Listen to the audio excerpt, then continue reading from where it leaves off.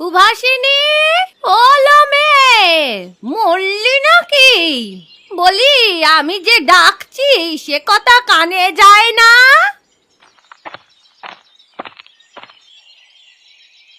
কি হলো ঠাকুমা? এই সাত সকালে এরকম চেঁচাতে শুরু করলে কেন?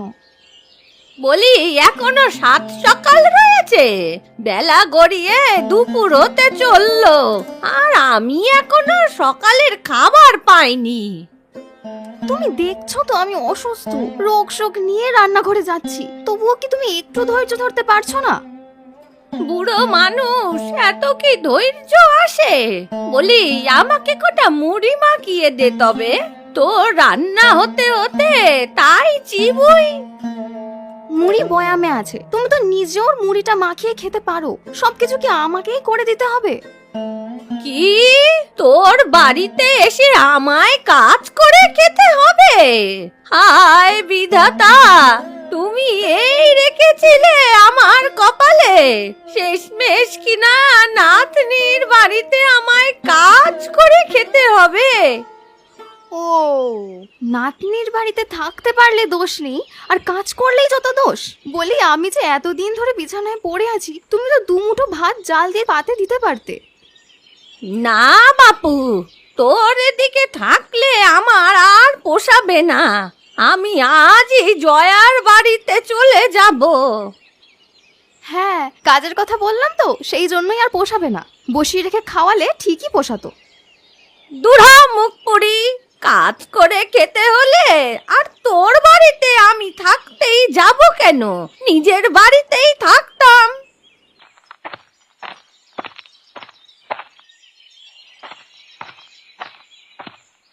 সে কি ঠাকুমা, তুমি কি সত্যিই চলে যাচ্ছ?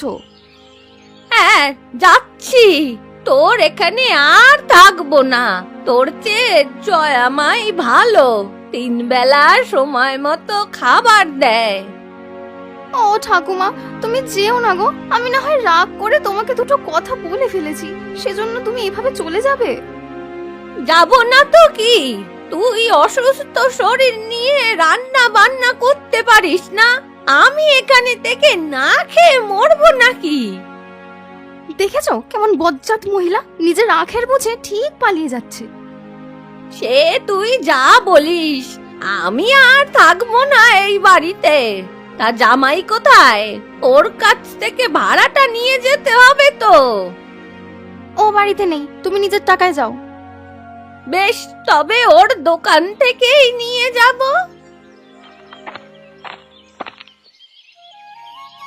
গিন্নি, আরে ও গিন্নি, বাজারের ব্যাগটা দাও তো, আমি হাটে যাচ্ছি। এই নাও বাজারের ব্যাগ। তা কি কি আনতে হবে মনে আছে তো? হ্যাঁ হ্যাঁ, সব মনে আছে। তোমার জন্য চিংড়ি মাছ আর কচু শাক আনতে হবে। শুধু এগুলো না, তেল নুন মশলাও তো লাগবে, সবই শেষ হয়ে গেছে। ঠিক আছে, আমি নিয়ে আসবো ক্ষণ। বাবলু কোথায়? কোথায় আবার, খেলতে গেছে বোধহয়। ওর জন্য কিছু লাগবে না? তুমি গতকাল যে নাড়ুগুলো এনেছিলে না, ওগুলোই রয়েছে, তাই আজ আর কিছু আনতে হবে না। বেশ, আমি তবে যাই, কেমন?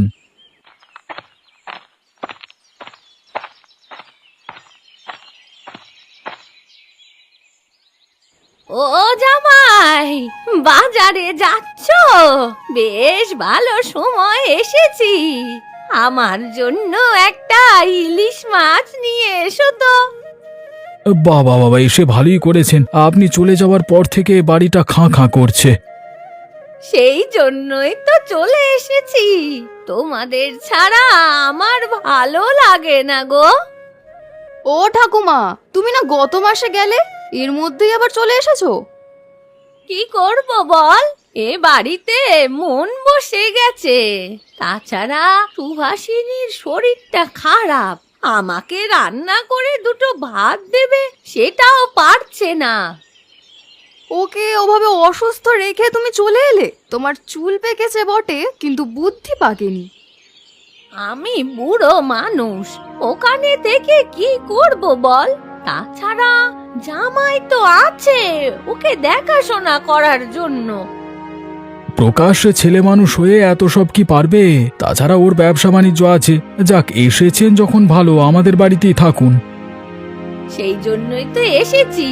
শোনো জামাই, মনে করে আজ ইলিশ নিয়ে এসো, রাতে গরম ভাত দিয়ে ইলিশ ভাজা খাবো। ঠিক আছে, নিয়ে আসবো।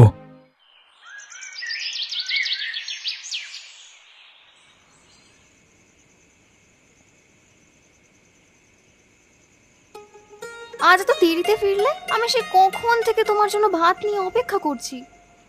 আর বলো না গিন্নি, দোকানে আজকে অনেক ভিড় ছিল, দোকান বন্ধ করে আসতে দেরি হয়ে গেছে। এখন থেকে একটু তাড়াতাড়ি আসবে। এই একা বাড়িতে থাকতে আমার না খুব ভয় করে গো। কেন, ঠাকুমা আছে তো, উনি থাকতে ভয় কিসের? বুড়িটা আজ সকালে চলে গেছে। চলে গেছে? সে কি কথা, এখানে না তার কয়েক মাস থাকবার কথা? সেই তো থাকে প্রতিবার, কিন্তু এবার আমার অসুখ দেখে দিদির বাড়িতে চলে গেছে। বোধহয় অসুখ সারলে তারপরেই আসবে। কাজটা তো ঠিক করেনি। তুমি অসুস্থ, তার উচিত ছিল তোমার কাছে থেকে তোমার কাজে একটু সাহায্য করা। কে কার কাজে সাহায্য করবে বলো? উল্টাই আমাকে তাকে 3 বেলা রান্না করে খাওয়াতে হয়। আচ্ছা, উনি তোমাদের সাথে এমন করেন কেন? আমার শ্বশুর শাশুড়িদের কেউ তো এমন ছিলেন না। উনি আমাদের আপন ঠাকুমা না, উনি বাবার সৎ মা।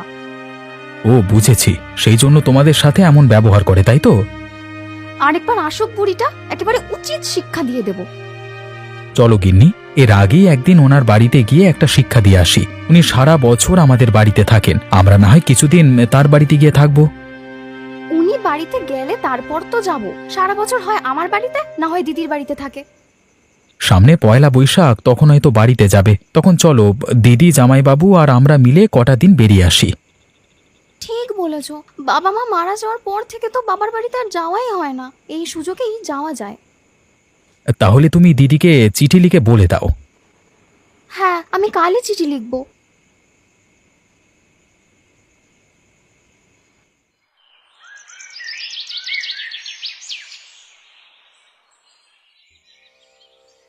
বলি, চুলগুলো কি করেছিস দেখ তো দিদি, বিলি দেওয়ার সাথে সাথে অর্ধেক উঠে আসে। সংসার করেই আর সময় পাই না গো ঠাকুমা, চুলের যত্ন আর কখন নেব বলো? বলি, আমরাও সংসার করেছি, তোদের মতো এত আলা বলা হয়নি কখনো। আরে, নিজের যত্ন নিতে হবে আগে, পরে স্বামী সন্তানের কথা ভাববি। কেমন সংসার করেছো তা তো দেখেছি। সারা বাড়ির কাজ আমার মা একাই করেছে।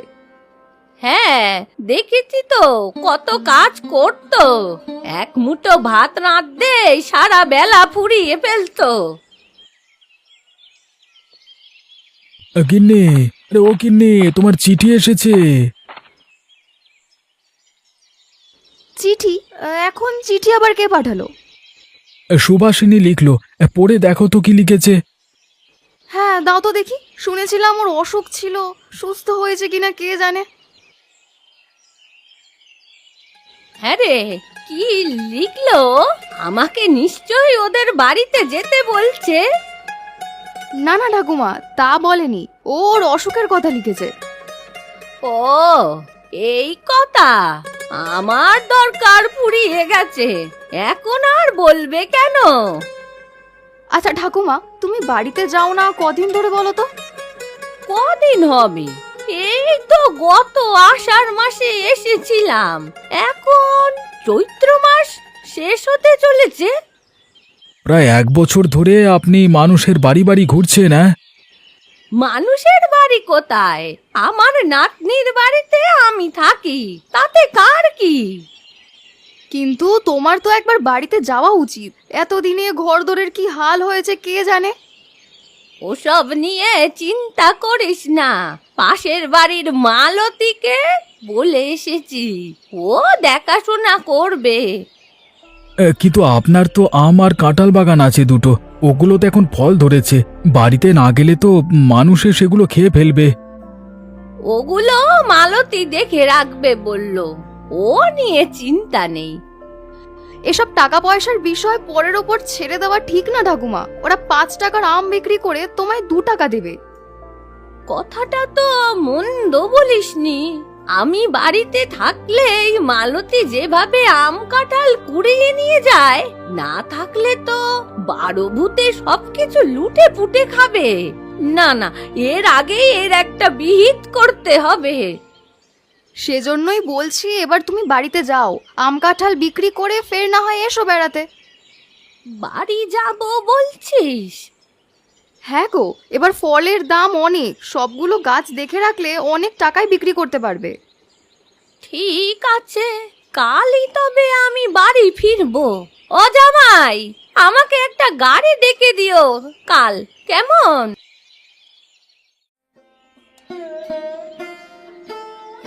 আসি জয়া, বাবলুকে দেখাশোনা করিস, তোদের জন্য বড্ড পেট পুড়বে।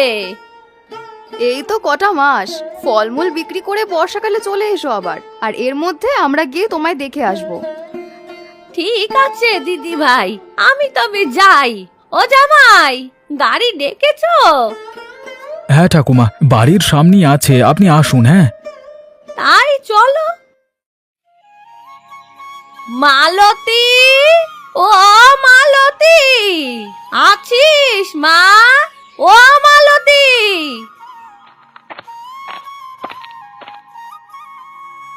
ও মা, বুড়িমা চলে এসো দেখছি। তো কেমন কাটালে শুনি নাতনির বাড়ি? ভালোই কাটিয়েছি, এর মধ্যে ছোট নাতনিটার অসুখ হয়ে গেল, সেই নিয়ে কত দৌড়াদৌড়ি করতে হয়েছে।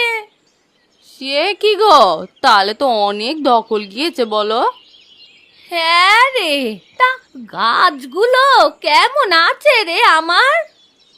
এই তো সব গাছে কেমন মুকুল এসেছে, এইবার কিন্তু ফলন বেশ হবে। বেশ বেশ, তা ধানগুলো শুকিয়ে রেখেছিস? অগ্রহায়ণে তো কিছু ফসল হয়েছিল। সে তো আমি সব শুকিয়ে চাল করে তোমার ঘরে রেখে দিয়েছি গো। বেশ বেশ, তাহলে আমার ভালোই হলো, তাহলে মাছ তরকারি কিনলেই হবে। আরে শোনো দিকি, সেই জন্য তোমায় দূরে কোথাও যেতে হবে না গো। ও পাড়ার কুবের তোমার ঘরের সামনে দিয়ে নিত্য মাছ নিয়ে যায়, ওর কাছ থেকে নিয়ে রেখে দিও না হয়। ঠিক আছে, তাই হবে তবে।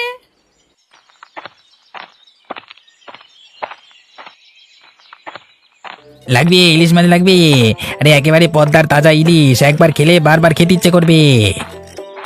ইলিশ মাছ, কতদিন ইলিশ মাছ খাই না। ও কুবের, এদিকে আয় তো বাবা।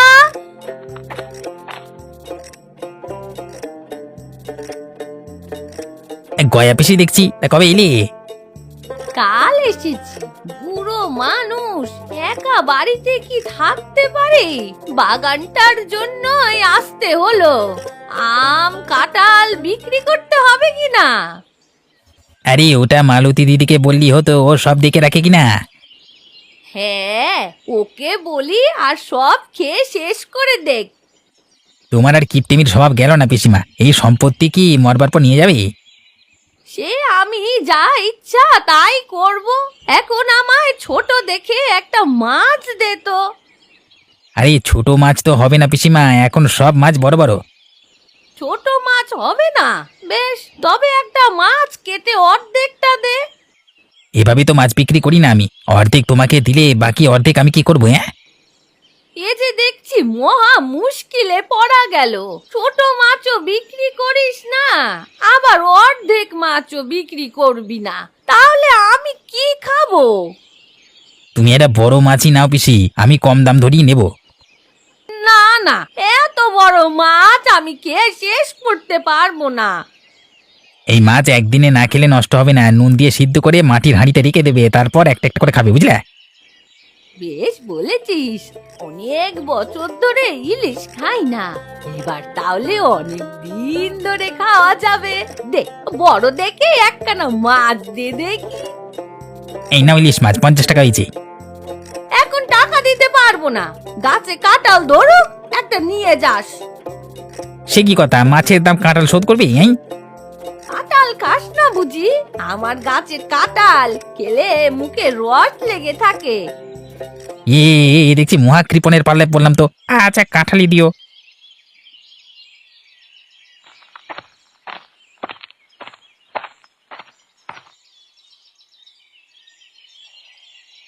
যাক, অনেক বড় একটা মাছ পেয়েছি। এখন এটা কেটে কুটে নুন মাখিয়ে সেদ্ধ দেই, আর একটা ফালি রাতে খাওয়ার জন্য রাখি।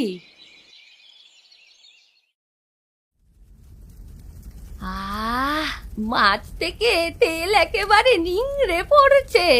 এটা দেখেই খুব মজা লাগছে। বুড়িমা, ও বুড়িমা, বলি ঘরে আছো? এই রে, এই অসময়ে আবার কে এলো? এখন এই মাছ আমি কি করব? দেখি, যদি খেতে চাই তবে না করতে পারবো না। দাঁড়া, এটা এক্ষুনি ওই চালের গোলার ভেতরে রেখে দেই। বুড়িমা, বলি ও বুড়িমা, আরে কি করছো?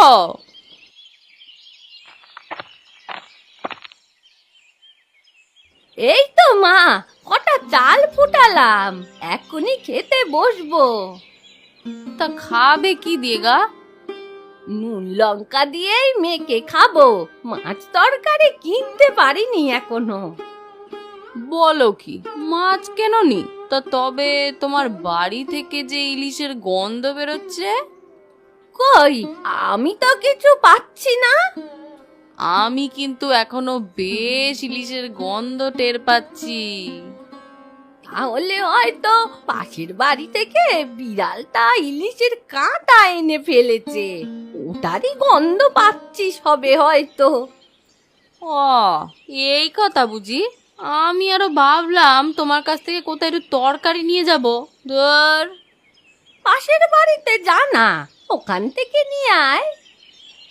বেশ, দেখি তাই যাই তবে। যা, আপদ বিদায় হয়েছে। এখন তবে ইলিশ ভাজাটা নামিয়ে ভাত খাই। সকালবেলা ইলিশ দিয়ে পান্তা ভাত খেতে যে কি মজা লাগে। অমৃত খাচ্ছি মনে হচ্ছে।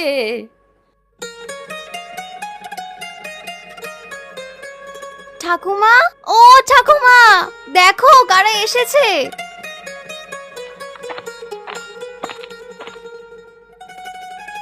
সে কি, তোরা এখানে? অবাক হয়েছো ঠাকুমা? বলেছিলাম না আমরা ঠিক চলে আসবো। তাই বলে এই বৈশাখ মাসে এই ঝড় জলে তোরা থাকবি কোথায় এখন? বৈশাখ মাসেই সবাই শ্বশুর বাড়িতে যাচ্ছে, আমাদের তো শ্বশুর শাশুড়ি বেঁচে নেই, তাই আপনার কাছে এলাম।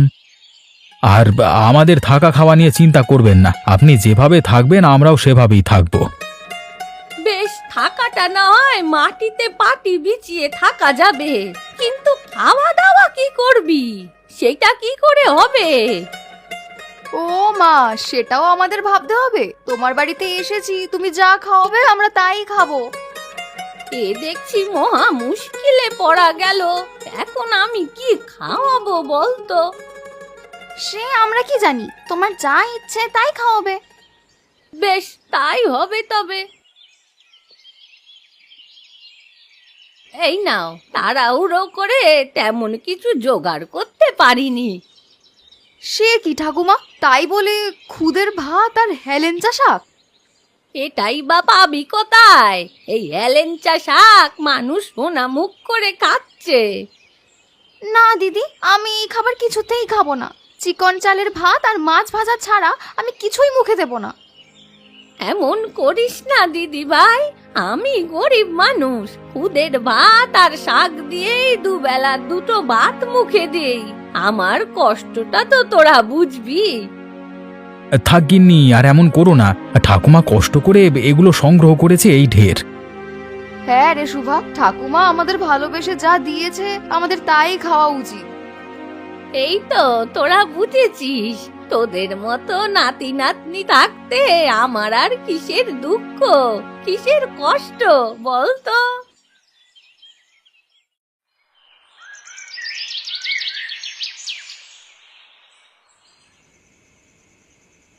যাক, আপদগুলো ঘুমিয়েছে।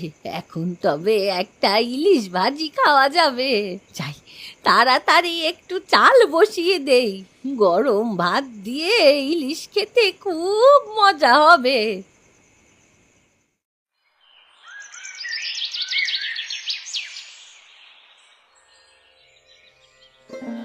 শোনো, ঠাকুমায়ের অবস্থা তো জানো, আমাদের 3 বেলা খাওয়াতেই তিনি হিমশিম খাচ্ছে। এবার মনে হয় আমাদের হাট বাজার করে আনা দরকার। হ্যাঁ দিদি, এসব শাক পাতা খেয়ে আর আমার ভালো লাগছে না, এবার মাছ মাংস চাই আমার। বেশ তো, চলুন জামাইবাবু, সকাল সকাল হাট থেকে ঘুরে আসি, তাহলে সবকিছু তাজা কিনতে পারবো।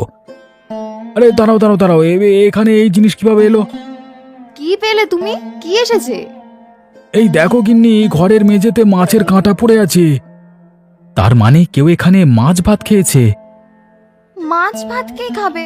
2 দিন ধরে তো আমরা শাক দিয়ে খাচ্ছি। তবে কি ঠাকুমা খেয়েছে?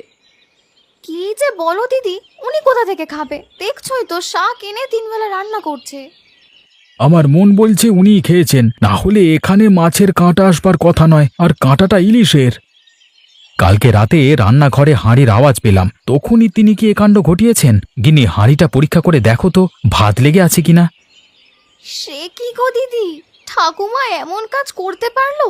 এই দেখো, হাঁড়িতে আজ তো ভাত লেগে আছে, এটা খুদের ভাত না। আমাদের রেখে কিপটে বুড়ি তবে ভাত আর ইলিশ মাছ খাচ্ছে। দাঁড়া, এক্ষুনি ওকে ডাকছি। না না গিন্নি, ডেকে লাভ হবে না। আগের দিনের মতো তিনি সবকিছু অস্বীকার করবেন, তার চেয়ে বরং আমরা খুঁজে বের করি, দেখি তিনি কোথায় ইলিশ লুকিয়েছেন। তা কি করে খুঁজে পাবো কোথায় লুকিয়েছে? তা কে জানে? আমার কাছে একটা বুদ্ধি আছে গিন্নি, ওই বুদ্ধিতে কাজ করলে ইলিশ মাছ পাওয়া যাবে। কি বুদ্ধি বলো? যদি ইলিশ খুঁজে পাই তবে ভাত দিয়ে ইলিশ ভাজা খাবো। শোনো তবে, উত্তম বুদ্ধি এটা প্রকাশ। এই পদ্ধতি অবলম্বন করে বুড়িকে শায়েস্তা করা যাবে। তবে চলো এখনই কাজ শুরু করা যাক।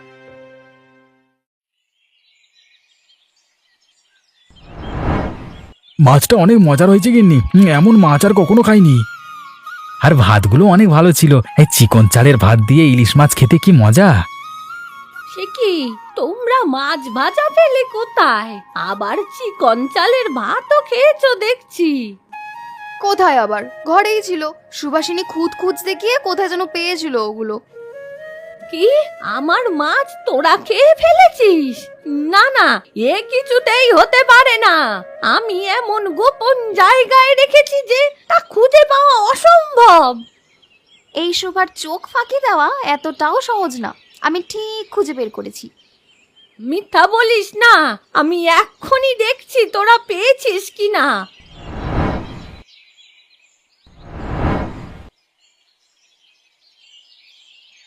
দেখলি, সব মাছ এখানে আছে, তোরা পাসনি খুঁজে। তোমার চাল আর ইলিশ মাছ খুঁজে আমরা পেয়েছি ঠাকুমা, এখন এগুলো রান্না করে খাওয়াতে হবে। দেখেছো দিদি, দেখেছো আমাদের কিভাবে এতদিন বোকা বানিয়েছে? এগুলো না খেয়ে আমরা যাচ্ছি না। হায় হায়, এ কি করলাম আমি? নিজেই সব দেখিয়ে ফেললাম। হায় বিধাতা, এত নির্বোধ আমি কিভাবে হলাম?